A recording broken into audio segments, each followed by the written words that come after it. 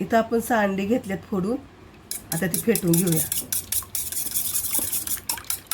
त्यामध्ये कांदा, हिरवी मिरची, कोथिंबीर, हळद, चवीनुसार मीठ, याच्यात आणि थोडीशी काळी मिरी पावडर घेतली आहे. ते सगळे मिक्स करूया. आपला तवा तापलाय. आपण गॅस बारीक करतोय. त्यामध्ये थोडंसं तेल, अगदी थोडंसं टाकणार आहे. त्यामध्ये बटर, कारण नुसतं बटर टाकलं ना तर ते जळतं. आणि त्यामध्ये अंड टाकूया आपण. सगळीकडे पसरून घेऊ. आता इथं आपण फास्ट गॅस करूया. थोडंसं अशी कड आहे ना वरती उचलायची, म्हणजे साईडचं बटर आहे ना खाली जातं.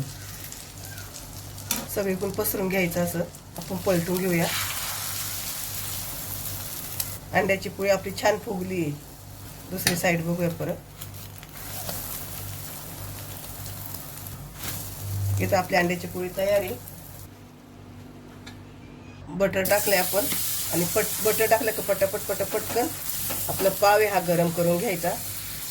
बटर जळलं जातं. इथं पाव तयार आहे आपला बटर लावून. तो आपण एका प्लेटमध्ये काढून घेऊया इथे. आणि जी पोळी केली आहे त्याचे 2 भाग करूया आपण.